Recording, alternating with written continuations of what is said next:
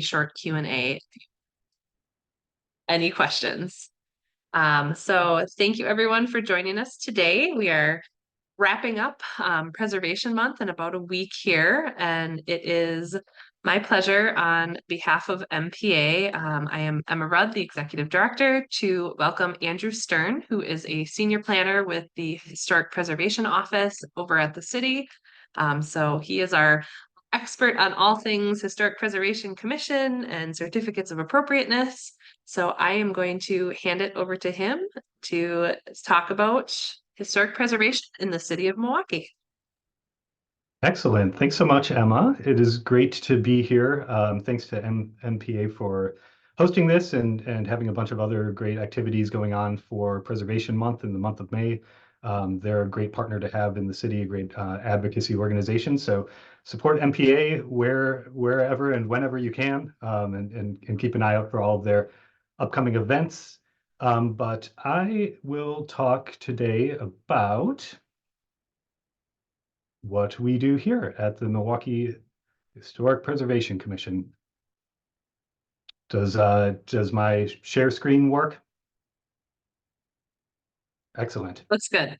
Excellent. So the Milwaukee Historic Preservation Commission. What is the Historic Preservation Commission? Well, the city had a historic preservation ordinance that was created in June of 1981, and that really happened after the loss of some treasured buildings in the city of Milwaukee, including the Elizabeth Plankinton Mansion on Wisconsin Avenue. And that really kind of kickstarted preservation in Milwaukee in a much more serious way. So in 1981, there was a historic preservation ordinance that defined preservation as a matter of public policy. And specifically, it said preservation in the city of Milwaukee enhances health, prosperity, safety, and welfare of the people, safeguards Milwaukee's historic and architectural heritage, stabilizes and improves property values, fosters civic pride in the city's beauty and accomplishments, protects and enhances the city's attractions to residents and tourists, it stimulates business and industry, and increases demand for skilled local labor and local materials. So who is the Preservation Commission consisting of? It's a 7-member body that's appointed by the mayor and confirmed by the Common Council.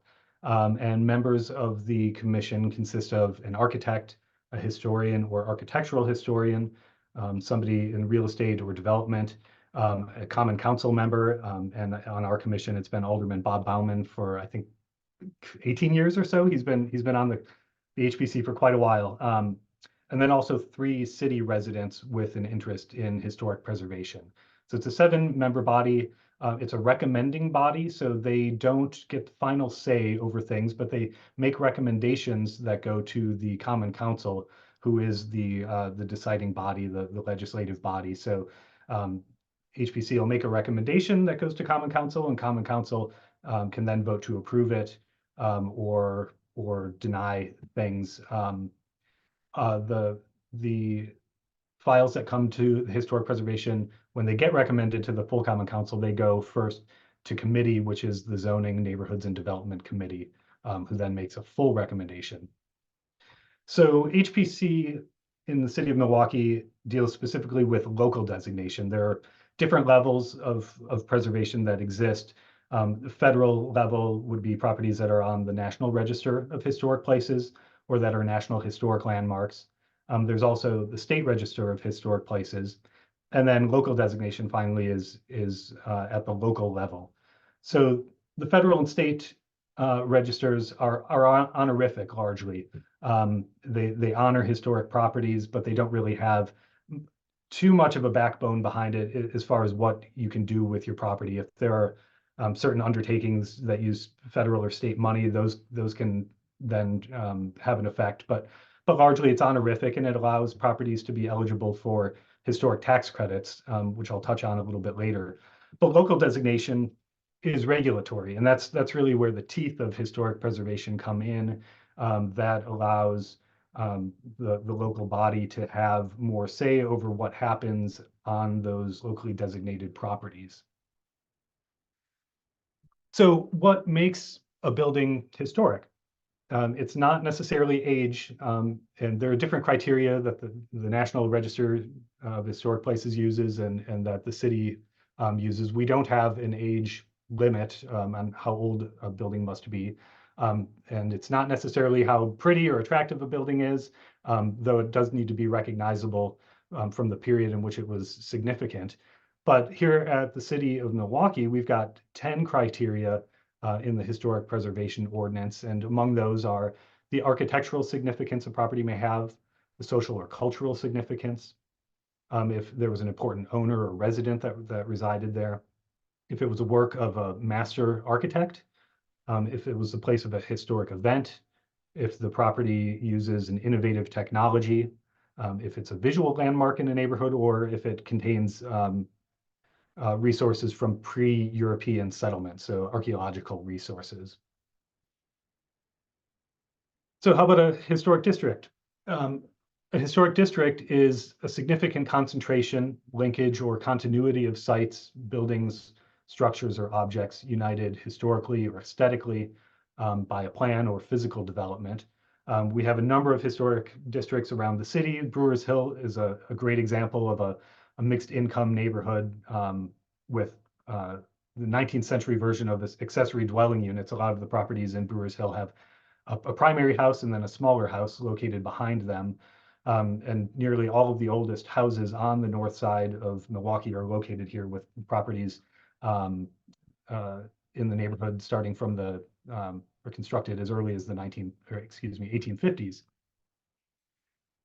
So this is a map of most of the historic districts and properties that are located throughout the city. There are two properties in the far northwest side that kind of got cut off, unfortunately, but this is the bulk of the properties, and we do have a zoning map, and then there's a map on the Historic Preservation Commission's website where you can take a look at all of these. But we do have properties located pretty much all throughout the city of Milwaukee.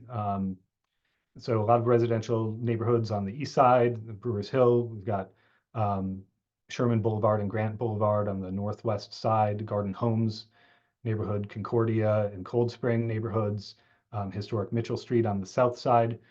So we do have properties kind of located in almost all corners of the city of Milwaukee. And preservation is not just about something being pretty. It can be significant as one of the oldest municipal fire stations in the city, or the Lloyd Barbie House is a fairly simple, modest vernacular cottage, but it was significant because Lloyd Barbie was a legislator and a lawyer, and he held meetings here to help fight to integrate Milwaukee public schools.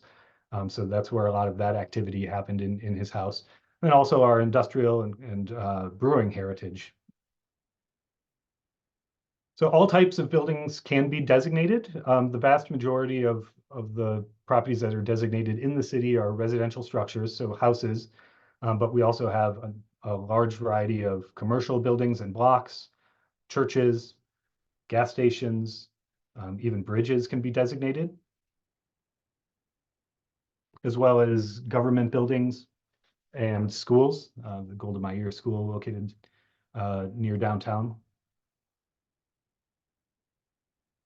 So what is the process for historically designating a property with the city of Milwaukee? It is largely a resident-led application process. So applications either come in from the local common council member, the alderperson, or a city of Milwaukee resident. So historic preservation staff isn't out there, nominating and trying to designate everything, although we probably would if we had the ability, but it largely comes from residents in the city that submit applications to our office. Historic preservation staff will then take the application and the application materials and conduct research, and we'll come up with a preservation study report, and that lays out the history and the significance of the property. We'll take that study report to the Historic Preservation Commission with a recommendation. The Historic Preservation Commission will recommend approval or denial of that. And the file then goes to the Common Council Committee, the Zoning, Neighborhoods, and Development Committee. And that committee, the Common Council, ZND, will make a recommendation that it'll go before the full council. And if the full Common Council, all 15 members, or the majority of the 15 members, vote to approve it, then it goes to the mayor's signature. If the council votes to deny the designation, then the process ends and it stops right there and it doesn't get designated. But it really is a citizen-led process. So if anyone out there knows of properties that that they think are significant or important that aren't currently designated, we'd love to hear from you and be able to help walk you through the process of getting an application into our office. And once a property is designated, it allows the Historic Preservation Commission the ability to regulate the exterior of properties. So what can happen to properties? And that's largely to prevent the degradation of historic properties, including historic materials and appearance of properties. So in this example, the house on North 23rd Street, you can see in about 1979, it still retained its historic wood siding and its decorative shingle siding. There were more details in the gable and the fascia there, and the porch. And by 2019, the windows had been changed, the siding had been changed. A lot of those architectural details had been removed or obscured. And while still a nice looking property, it really lost a lot of the character that made it significant for the time period of when it was constructed. I think the same case with surplus government properties. This is a former city of Milwaukee fire station and how it looked shortly after it was constructed in 1930.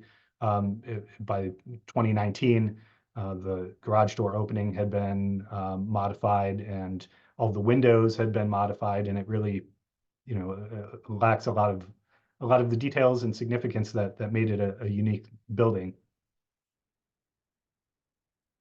And these three are some pretty striking examples too. So you can see in the top left how the property originally would have looked, and in the center you can see that the windows had been changed, the upper porch had been infilled, the lower porch had been infilled. It's on its first set of replacement siding, and then in the even more recent photo, it's on another set of siding, and the windows have been altered even more. And probably more striking is the commercial property at 2601 West State on the bottom. The photo from sometime after it was constructed, how it likely would have looked when it was constructed in 1898. You can see by 1994, a lot of the shingles had been taken off, the siding had been altered, the second floor was completely enclosed. The commercial storefront windows were covered in and obscured. And then, if you can believe it, the picture on the lower right is actually the same building. So they just completely lopped off the top 2 stories of the building and altered it even more. I'm told that you can still see the second entrance under that vertical siding on the right-hand side. It's supposedly under there somewhere, but I mean, if you showed somebody a picture on the far left and showed somebody a picture on the far right, I think they'd be pretty hard pressed to believe that it's even the same property at all. So it really, it lost all of its architectural detailing and is significantly less interesting architecturally than it had been originally. So the way that the city and staff is able to regulate what happens at the exterior of properties is by issuing certificates of appropriateness. And those we review for everything on the exterior of a property. So that could be repointing, modifying or replacing windows, even window repair, porch work, roofs, gutters, doors, garages and garage doors, but also permanent landscape features. So including retaining walls and driveways, repaving with new materials, adding gazebos or fences. So all of that comes into our office for review.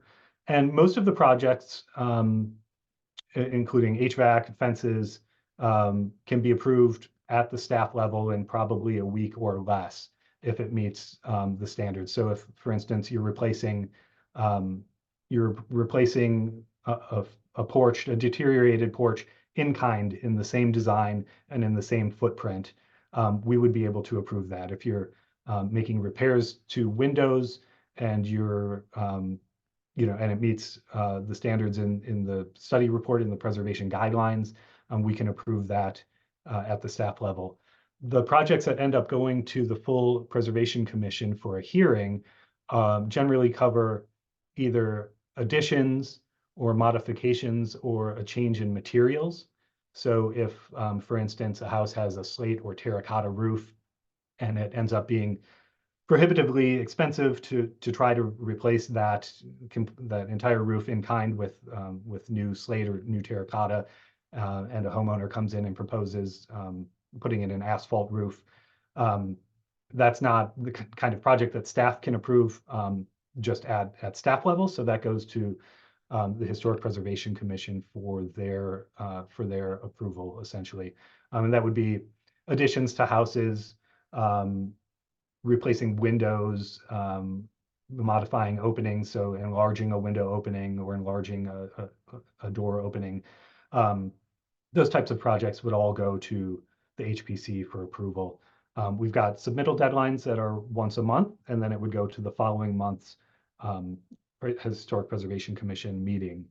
Were a project to be denied at HPC, the homeowner or property owner would then have the ability to appeal that to the Zoning, Neighborhoods, and Development Committee. So that would be the appeal process. It would go to the Common Council ZND committee for their essentially final say. We also have the ability to approve mothball status. So that's when there are code violations that may not be the property owner's fault, and historic properties can then be exempted from accumulating fines, because fines can accumulate if repairs are not made in a timely manner. So we can sort of put it into mothball status and review every 6 months the status. And as long as repairs are continuing being made, as long as there's progress on the property, then we can forego the issuance of fines. And the Gingerbread Land, Love Tabernacle, and Brewers Hill is a great example. They were in the mothball program for about 7 years, making repairs as they could afford them. So, sometimes it takes a while. It can be expensive to maintain properties that maybe haven't been looked after or had enough love in a long time. Our office also has a number of resources for homeowners or property owners or residents around the city. We've got 2 free publications that are scanned and available on our website for property owners, Living with History and As Good as New. So those are both available for free on our website in PDF form. We also have hard copies in our office that are free. So if you'd like to pick up a hard copy, feel free to drop by, and we'd love to get those to you. And we also have a number of out-of-print books that are available for reference.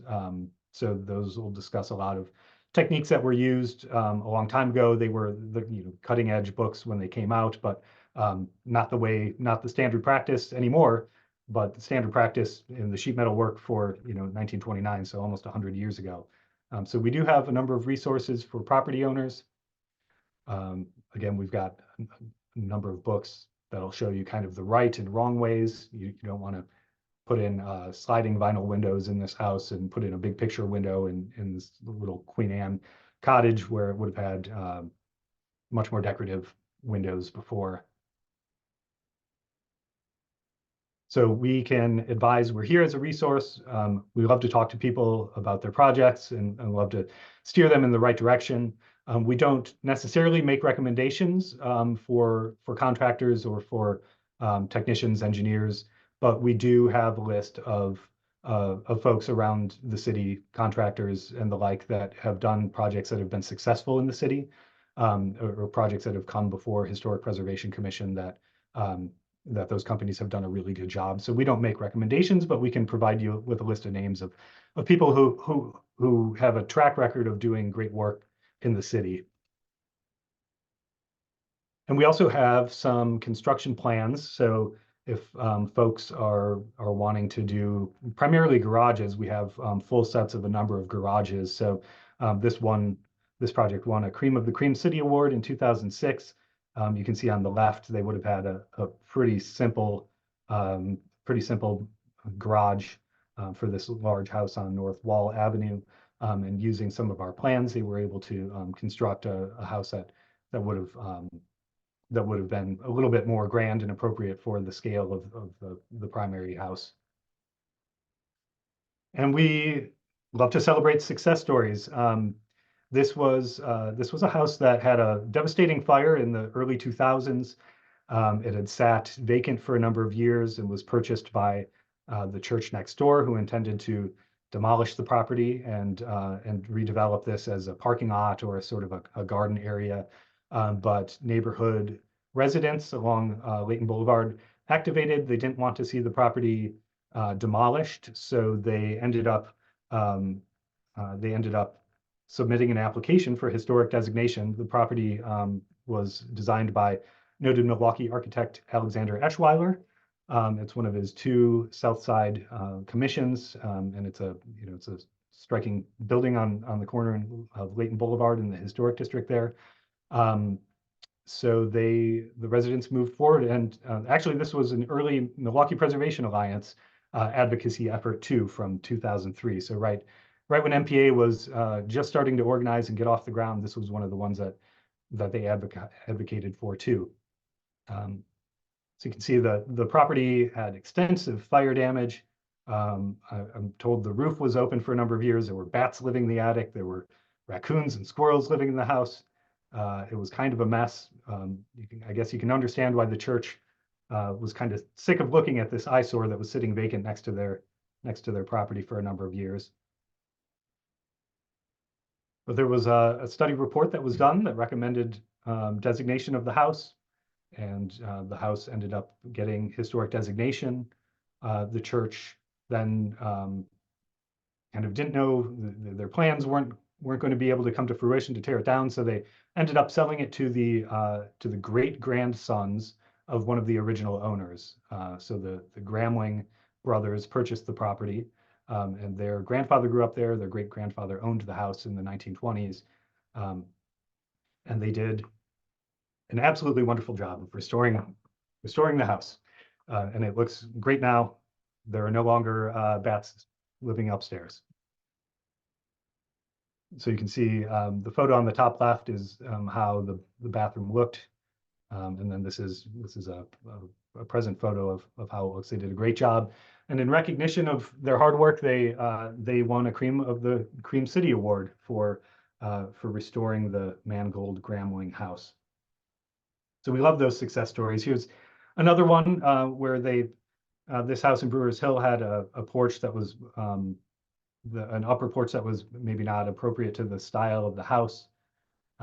Through consultation with the city, we were able to get it had a more craftsman style house, and they were able to install a house that would have matched the architectural style of the property from the 1870s. So another Cream of the Cream City Award winner from 2006. And we love to celebrate historic preservation success stories. And with that, I'm inviting everybody here to the award ceremony, which is next week, a week from today.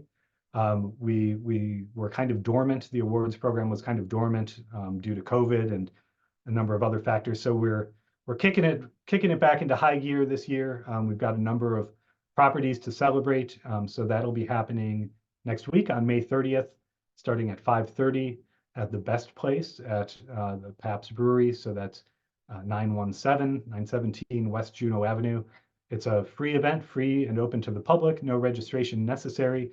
And we'd love to see you down there and celebrate some more historic preservation success stories. So not necessarily related to our office and local designation, but there is overlap between properties that are locally designated and on the National Register. Properties can be one or either. So a property could be locally designated and not on the National Register, or a property could be on the National Register and not locally designated. but properties that are on the National Register of Historic Places are eligible for historic tax credits. And that program is administered through the Wisconsin State Historic Preservation Office. But that would return 25% of the qualifying project costs for any project over $10,000. That can include plumbing, roofs, furnaces, chimneys, painting, though you must have pre-approval, so you can't retroactively get approval. But that is a great program for owners of historic properties to be able to defer some of the costs that would come back as a tax credit on your Wisconsin income tax.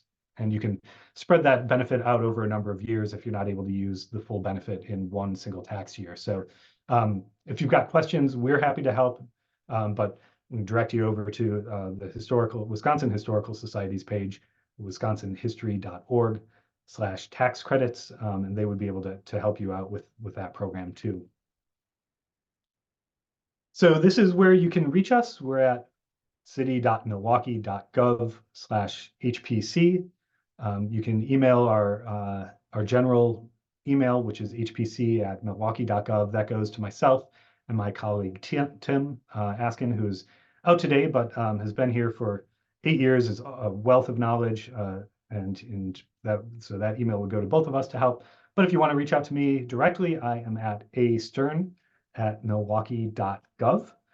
And let's see, I'm leaving about half an hour for questions. So I'd be happy to answer any questions anyone may have, so long as they're easy questions. Just kidding. I'll answer the hard balls too. That's great. Thank you so much, Andrew. This was fantastic. I even learned stuff. So this is a great presentation. And like you mentioned, we can open up to questions. You are welcome to, turn on your camera and speak if you like. Otherwise, if you're a little camera shy, feel free to drop any questions in the chat box below.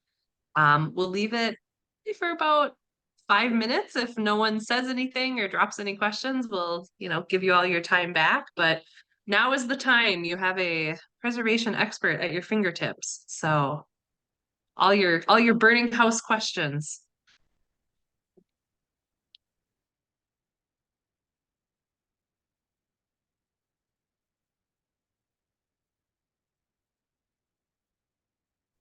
I have a question.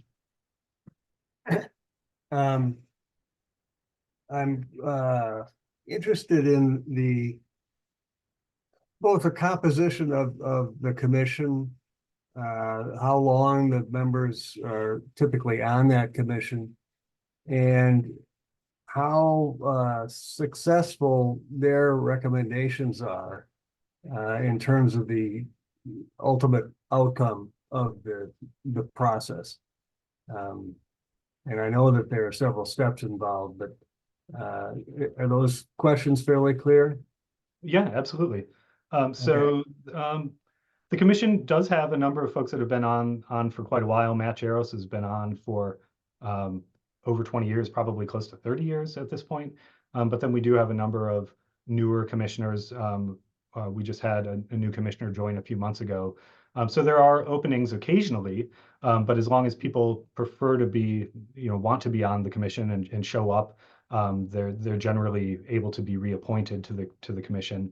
Alderman Bauman, who I mentioned has been on for almost 20 years, was first appointed onto the commission by, I believe, by Mayor Tom Barrett for a 3-year term. And his term expired, and he just continued to be on, and nobody ever renominated him until Mayor Cavalier Johnson just renominated him. So he had just been riding out an extended term for like 10 years or something, but he just got reappointed officially again this month. But yeah, I mean, it does change occasionally, but I think if the members prefer to be on, they're generally, and they're doing a great job, and they're generally able to stay on. And we do have some great experts on the commission. They do a really good job, and they bring valuable insights and opinions. So they're really wonderful to work with. And then the second question, remind me again. About their recommendations, how they do. Yeah, I think that zoning, so the HPC will make a recommendation that'll go to ZND. Alderman Bauman is on both of those committees. But I think ZND typically will defer to HPC because they understand that the HPC is made up of the experts, the ones that have the deep knowledge about historic preservation, preservation law, development, architectural history. So those ZND members may also have an interest in those things. I think generally speaking, they will defer to HPC.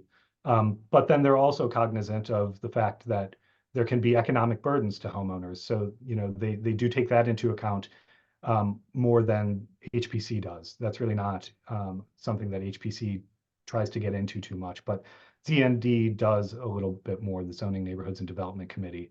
And then sometimes things just are political. They get political and things get heated.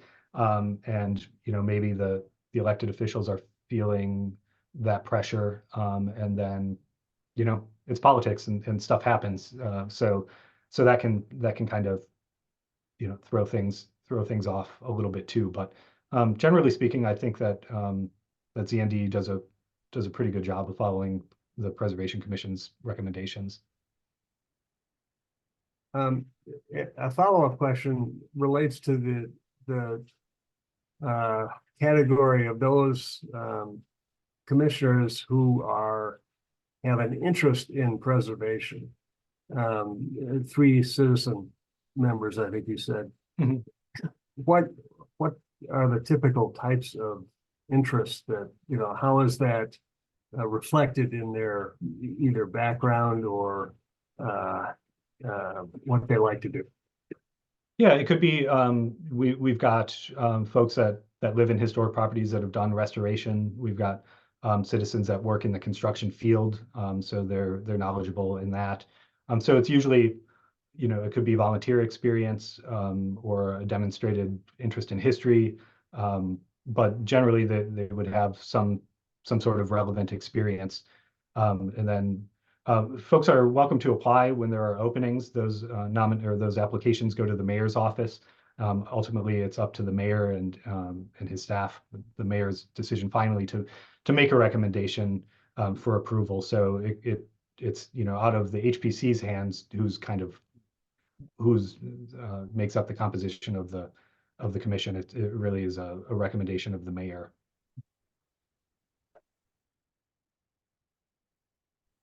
Thank you. You're welcome. I do have a question in chat, and then I do see Susan has her hand up. Susan, why don't you go ahead? Thank you, Emma. I'm pretty new to the Milwaukee Preservation Alliance, so I just actually have 2 questions. Do you ever work, since it's the city of Milwaukee, do you ever collaborate with the surrounding, Milwaukee County communities with preservation projects, or like borderline of Milwaukee, the city of Milwaukee and the city of West Allis or Wauwatosa? And then my second question is, do you ever involve the, because this is historical preservation, is there ever any involvement of the universities we have in the city or in the county? Yeah, those are great questions. So we don't have much interaction with the other governmental bodies in the county, other than if projects come through that would affect both the city and the county, we can sometimes be involved with that. But the county historical society has landmark buildings, but those don't have the regulatory teeth like the city does. So they've got like Trimborn Farm out in Greendale, and the Benjamin Church House in Estabrook Park. And so those are county landmarks, but if work is done on those, we at the city wouldn't review those. So, I mean, we're happy to talk about projects with folks in the other municipalities. And I know that we bounce questions off of different city preservation staff. Like we'll reach out to Madison sometimes if we've got questions about how they're, maybe dealing with a certain preservation related issue. And then question number 2, I'm always bad with those question number 2s, I forget. The universities. So we Not directly, but we do try to recruit interns. Our office often has his interns that have an interest in urban planning or preservation or history. So we do reach out to the universities to try to get qualified applicants to apply for our intern positions. But other than that, not a whole lot. I think UWM is kind of mad at us. We designated one of their properties a couple of years ago, and they ended up taking it to court, and then unfortunately the ruling was that because it was a state agency, they were able to not be bound by the historic preservation ordinance in the city. So they ended up taking down the Columbia Hospital building. So they might be a little mad at us, but no, it's yeah, I remember Columbia Hospital.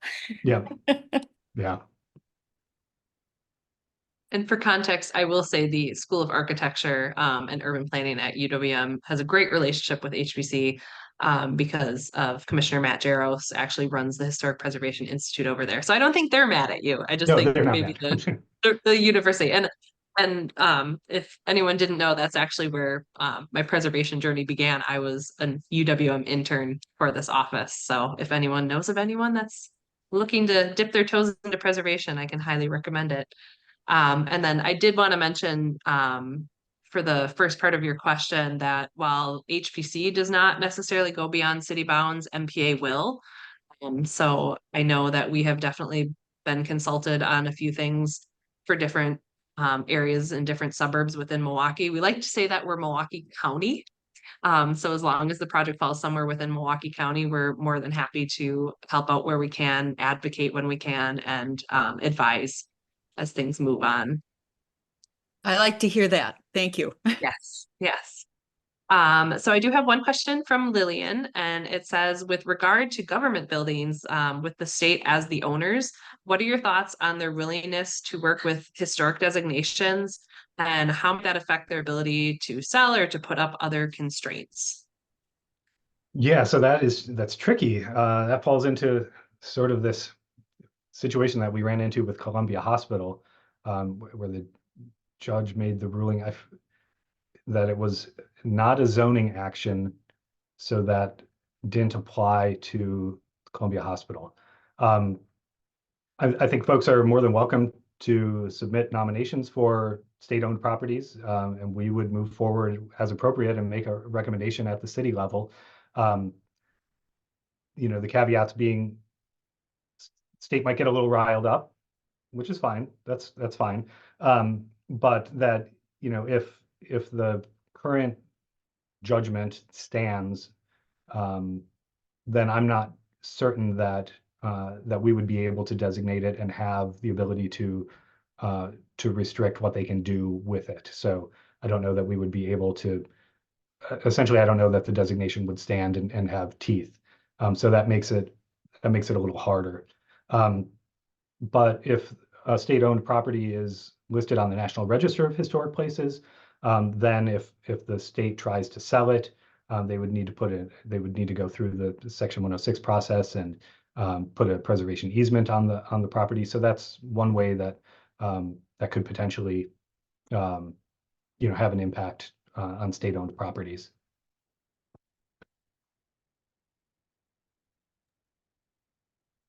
All right, looks like Elena's got her hand up. All right, great. Yeah, hi. So I understand that the federal and state designations are primarily honorific, but would there be any benefit to only listing your property on state or only on federal? Or does it make sense just to do it as both if you're using I guess it might just depend on what tax credits you want to use? Yeah, so at this point, largely the state and national registers are run parallel. So if it's listed on the state register, it'll also be listed on the national register. That wasn't always the case. I think the state register didn't start until the 1980s. So not everything is on both, but moving forward, any new listings end up being on both. Mhm. So those would be eligible for tax credits. But then it doesn't have the sort of protection of local designations. So Right. if so property owners could more or less using private funds, do whatever they wanted to their properties, including tearing down the property if they wanted to. Right, thank you. You're welcome.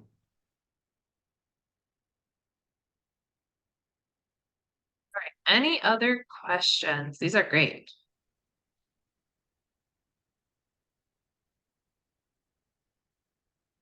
I'm gonna be like that teacher in Yes. school that sits here. Yes, I okay, go have ahead, another Susan, thank you. question since I'm so new. Yes. I do a Mhm. lot of, I'm a member of the Trail Council for the Milwaukee Park System. And I wondered, there are a lot of, I think, many old buildings in the Milwaukee Park System. Is that something that would also intersect with historical preservation? Because I sure would like to see a lot of these, instead of being raised, preserved in some way.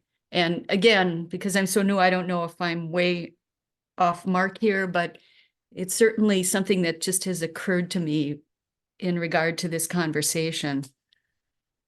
Yeah, I mean, there are parks that are locally designated. Lake Park is locally designated, so and that's a county property. But if they are making modifications to the lighthouse or the bridges or the restaurant there, those all require approval from our office.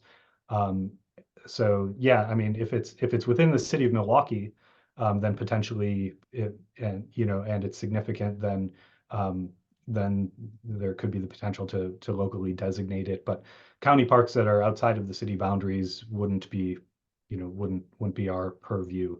But I understand the county has fiscal constraints and some tough decisions to make. And you know, obviously we prefer to be able to reuse the county buildings that exist. The domes are a great example of a county park that we're Yes. obviously advocating very strongly for in the preservation world, and would love to see a resolution there. But yeah, so that could potentially come into play for our office too. Thank you. You're welcome. Yeah, and I think that's actually, I mean, that's kind of, and this is where there's this kind of beautiful overlap between HPC and then what MPA is doing. So, HPC only has so much purview over things that are locally designated, where we at MPA, if there is, say there is some sort of park shelter that you think has historical significance and you really want, we can help with that nomination, we can help you advocate for it. I will say, as Andrew mentioned, it gets a little tricky with the county just because of budget constraints, and there's a lot more politics involved when you're talking about putting kind of restrictions on what they can do with their city of Milwaukee properties. They get a little feisty. But that's definitely something that we are more than happy to help with, and we really would love to see more of, I think. I know we've actually had conversations with the county parks supervisor on how can we use, historic tax credit and some grant funding, to help support these, historic buildings, because a lot of our parks are historic throughout the city. So it's definitely a conversation that has been broached. I don't know necessarily how far we've gotten, because again, there's a lot of politics involved, but it's definitely something that I think we at MPA are very interested in. And then, I would love someday for Andrew to be able to review all of the happenings at each and every park, but specifically, I think with the domes is probably the most current and pressing that we're keeping tabs on. So, And I just wanted to interject. The only reason I bring it up is I understand that in some places they are going to raise, for example, these old in one park on the south side, an old pavilion, and mhm.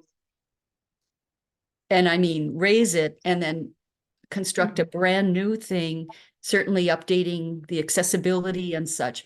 But when I heard that, I'm thinking, to reroute the Kinnickinnick and do all of this stuff, and with no consideration at all for preserving what had served the community for a long, long time and had just been let go. Anyway, thank you for your discussion on this. Yeah, and if you want to follow up, I mean, if this is something that you're interested in talking about more, I mean, that's what we're here for. We can definitely, we would love to talk to you about it. I don't think I know which park you're talking about. I might.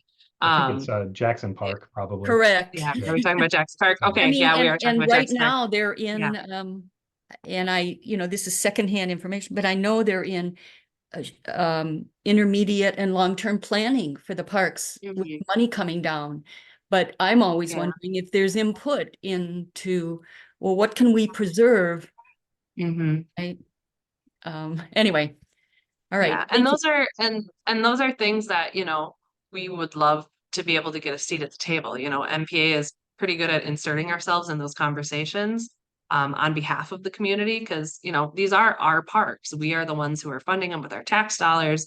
So, it is my truest belief that we should have some say, over what's going on behind closed doors, and we should definitely be able to participate in those meetings. So that's just, finding out the right people to talk to get a seat at the table. Indeed. In the disability community, they often say nothing about us without us, Mm-hmm. which is, I Yeah. think, a wise word. Everyone that's involved should be at the table. So Yeah, I love thank you. that. Sweet. All right, it looks like Kurt, you have your hand up. Yes, thank you. I'm curious in terms of the response by the commission to the replacement window industry, which is so prevalent and is, I think, has such an effect on the general public. Um, does the commission provide information, and I have not checked the website, that sort of argues against that or suggests that takes the longer term view? Is that sort of an organized effort? I mean, we at staff, we've got documentation about windows, about efficiency and the lifespan of newer vinyl windows. So we've got some resources that we can try to get out to the public. Generally speaking, if a property has, so if it's a designated property that has its current wood or its historic wood windows, and somebody's coming in and proposing vinyl windows, that's not going to fly. That the HPC does not allow vinyl windows. If it's a property that's designated, that when it was designated, it already had replacement windows, it already had vinyl windows, and those fail, and those failed, really, they don't have a very long lifespan. So when it comes time to replace those windows, replace the replacement windows, HPC will require that historic windows matching the original profile of the original windows be installed. So wood sash windows, either double hung sash or casement windows.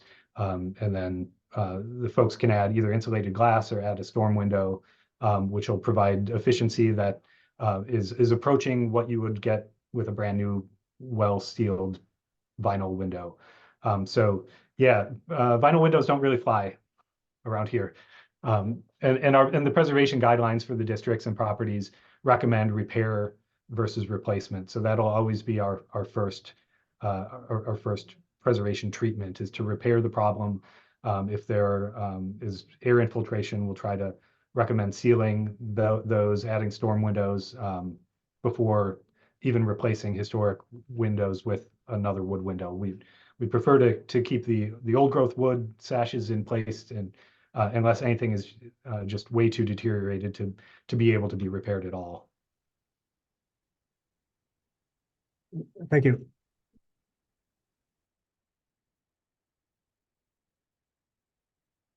All right, any more questions?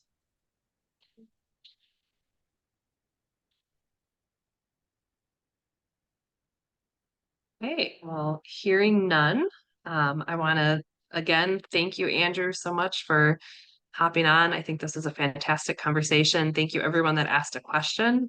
As always, MPA and HPC staff, we are always here for you.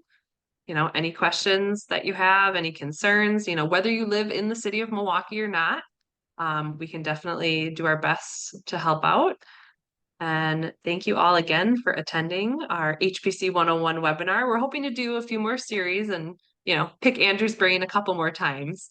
I'd be happy to. So, yes. And can I get one more plug in for Cream of the Cream City? We'd Yes. love to see some folks next Thursday, starting at 5:30 at Best Place, free and open to the public. There'll be food, and we'll celebrate some historic preservation success stories next week. So hope to see some of you there. Feel free to come over and say hi. I'd love to meet you.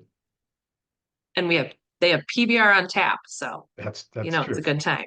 Yes. And what we'll do is, so when we're done with this webinar, we are going to send you out probably tomorrow, or maybe later today, a follow-up that has a link to the recording, and then we will also include that invitation for the Cream of the Cream City Awards, so you guys can hopefully attend. So, Sounds good. Thanks so much, Emma. all right, thank you, and thank you, everyone. We hope you have a Thanks, everyone, for wonderful day. coming. Thank you. Bye.